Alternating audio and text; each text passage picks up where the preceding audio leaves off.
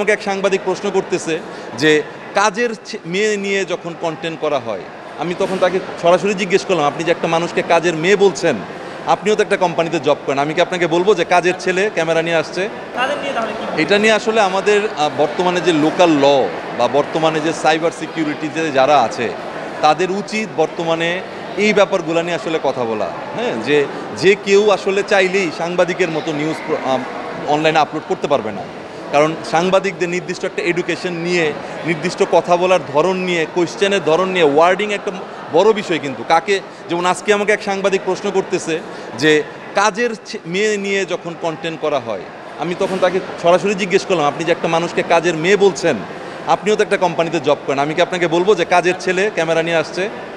এটা শুনতে কেমন ওয়ার্ড শোনাবে, এই ওয়ার্ডিংটা খুব ইম্পর্টেন্ট। ঠিক আছে? সো আমিও বাচ্চা নিয়ে কন্টেন্ট করি, আমার বাচ্চা কখনোই বলতে পারবে না তাকে নিয়ে জোর করে কন্টেন্ট করি। ইভেন সে আমাকে নিজে এসে বলে, ড্যাডি এইটা নিয়ে একটু কন্টেন্ট বানাও, এটা নিয়ে বানাও। ঠিক আছে, আমি এডুকেশনাল কন্টেন্ট বানাচ্ছি। তো বাচ্চাদের সাথে আসলে কখনোই জোর করে কিছু করা যাবে না। যদি কেউ নিজে থেকে করতে চায়, রাজি হতে চায়, দেন করা উচিত। না, এটার জন্য আসলে আমি বলবো যে জার্নালিস্ট কমিউনিটিতে যারা আছে, প্রেস ক্লাব বা যারা এই জার্নালিস্ট কমিউনিটি আছে, নিবন্ধন নাই যাদের, তাদের উচিত এই বিষয়ে দ্রুততম সময়ের মাঝে ব্যবস্থা নেওয়া। কারণ এখন দেখা যাচ্ছে কি, অনেক মেইন স্ট্রিম নিউজ জার্নালিস্টরাও কিন্তু মোবাইল দিয়ে ভিডিও করতেছে, কারণ ক্যামেরা হ্যান্ডেল করা কিন্তু সবসময় হয়ে উঠছে না। আর মোবাইল দিয়ে সেই কোয়ালিটির মোটামুটি কাছাকাছি ভিডিওই হচ্ছে, কিন্তু এখন তো আপনি চিনতে পারছেন না যে কে আসল সাংবাদিক আর কে হচ্ছে হলো ইউটিউব সাংবাদিক। তো আমার মনে হয় এই জায়গায় জার্নালিস্টদের একতাবদ্ধ হয়ে একটা স্টেপে আসা উচিত এবং ওয়ার্ডিংগুলা, কথাবার্তা ধরনগুলোকে ঠিক করা উচিত। এটা আমি অবশ্যই বলবো। এটা দেখেন, আজকে যদি কন্টেন্ট ক্রিয়েটররা বর্তমানে যদি কোনো আজে বাজে কাজ করে, সেক্ষেত্রে সকল কন্টেন্ট ক্রিয়েটরদের উচিত সেটা নিয়ে আওয়াজ তোলা।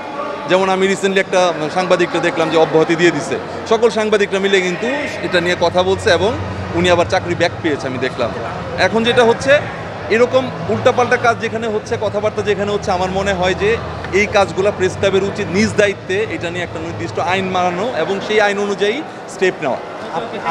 সাংবাদিক পরিচয় দিয়েছে না, আসলে যারা কন্টেন্ট ক্রিয়েটর নিবন্ধন নাই, এদের কি করানো উচিত? যারা সাংবাদিক পরিচয় দেয়, যারা সাংবাদিক এভাবে পরিচয় দিচ্ছে তাদের তো আসলে, আমি তো সাংবাদিক না, আমি আর বলতেও পারছি না যে